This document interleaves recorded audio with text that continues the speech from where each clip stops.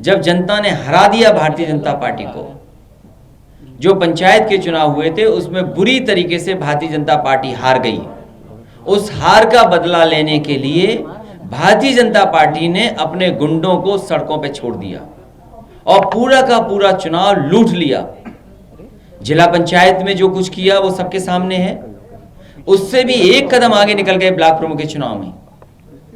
जब जनता ने इन्हें हरा दिया तो जनता का बहुमत का मजाक उड़ाने के लिए, अपमानित करने के लिए लोकतंत्र में भारतीय जनता पार्टी ने अपने गुंडों को खुली छूट दी है।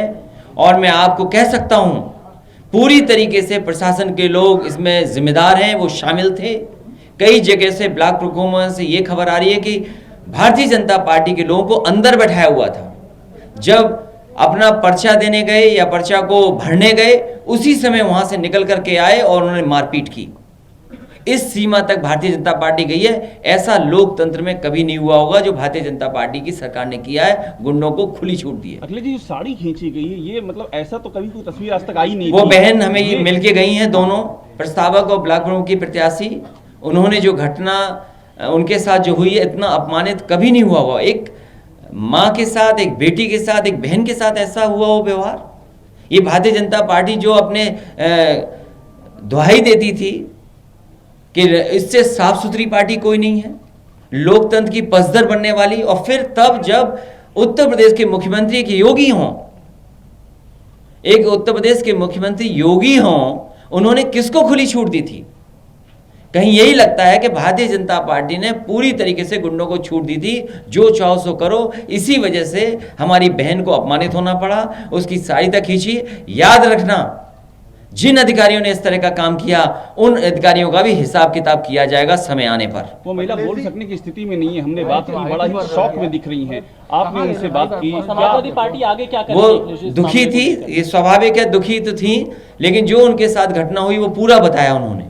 अखिलेश जी, एक वीडियो सुनील सिंह सारण का आप पीछे नहीं हम तो कर लिए हैं, जूमिंग नहीं कर रहे हैं। क्या लगता है कि पूरे उत्तर प्रदेश के अधिकारी, जो जिम्मेदार अधिकारी थे, उन्होंने अपने मोबाइल बंद किए हुए थे। कोई भी नेटवर्क के अंदर नहीं था, क्योंकि वो जानते थे कि अगर कोई बात आएगी तो उनके ऊपर आएगी, इसलिए उन्होंने मोबाइल को आउट ऑफ कवरेज एरिया कर दिया था पहले ही। जिस सरकार के अधिकारियों ने अपने मोबाइल को आउट ऑफ कवरेज एरिया कर दिया हो तो उनसे क्या उम्मीद करोगे आप? क्या अधिकारियों ने नहीं हस्तक्षेप किया? क्या जिला अधिकारियों ने नहीं हस्तक्षेप किया? क्या पुलिस प्रशासन नहीं मिलकर के इतना अपमानित किए लोगों को? पूरा पुलिस ने अपमानित किया है। और उम्मीद कैसे करोगे आप? भारतीय जनता पार्टी के लोग पूरे गुंडों को सड़कों पे छोड़े हुए, जो दूसरों को कहते थे गुंडा पार्टी, आज वो सबसे बड़ी गुंडा पार्टी निकली तो वो भारतीय जनता पार्टी निकली। माता प्रसाद पांडे के साथ सिद्धार्थनगर में आदरणीय माता प्रसाद पांडे जी से मैंने बात की रात में। उन्होंने भी यही कहा कि ऐसा कभी नहीं हुआ होगा जो इस बार भारतीय जनता पार्टी ने कराया। वो नामांकन नहीं कर सके, अपना पर्चा फाइल नहीं कर सके।